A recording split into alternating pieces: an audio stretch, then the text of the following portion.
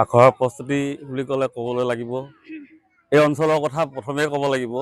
এই ফুলগুৰি আঞ্চলিক ৰঙালী বিহু উদযাপন সমিতিয়ে আজি 11 বছৰ ধৰি এই বিহু আখৰা অনুষ্ঠান পাতি আহিছে।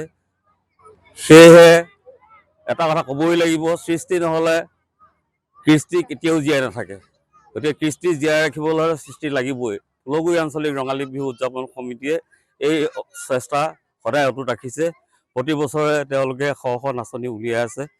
সেয়ে ভাল লাগিছে এই অনুষ্ঠানত থাকি, আৰু প্ৰশিক্ষাৰ্থীসকলেও ধুনীয়াকৈ কোৱা মতে শিকিছে। আৰু এই চেগতে আপোনালোকৰ চেনেললৈও বহুত বহুত শুভেচ্ছা জনাইছোঁ। আহি থকা ৰঙালী বিহুৰ ওলগ যাচিছোঁ। সঁচাই ভাল লাগিছে এই অনুষ্ঠানত আহি।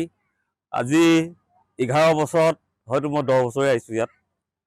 10 বছৰে যিমানখিনি সমিতিৰ আলৰ সাদৰ বা ল'ৰা ছোৱালীৰ সন্মানবিলাক পাই ভালেই লাগিছে। আৰু যিমতে শিকাইছোঁ তেওঁলোকে তেওঁমতে সেইমতে শিকিব গৈছে। আজিকালি বিহুটো অসমৰ নহয়, গোটেই পৃথিৱীৰ।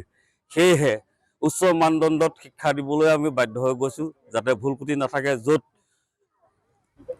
স্কুলৰ বিষয়ত বিহুটো সোমাইছে, আজিকালি এটা বিহু বিষয় হৈ পৰিল।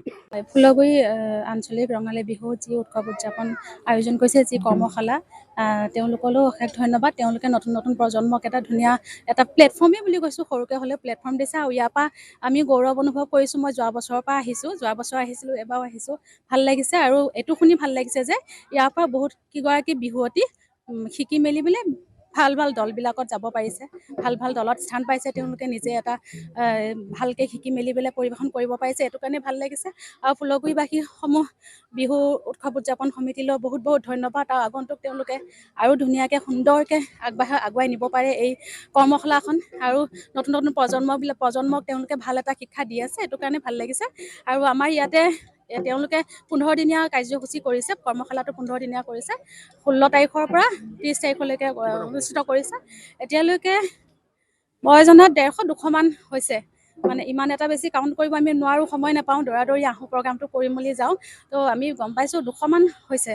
ভাল লাগিছে। পৰিৱেশটো ইমান উখল মাখল, ভাল এটা বিহুৰ আৰম্ভণিতে আমি ইমান এটা ভাল এটা পৰিৱেশ পাইছোঁ। ভাল লাগিছে। আমাকো ইয়াত দিছে, ঠাই দিছে, ভাল লাগিছে।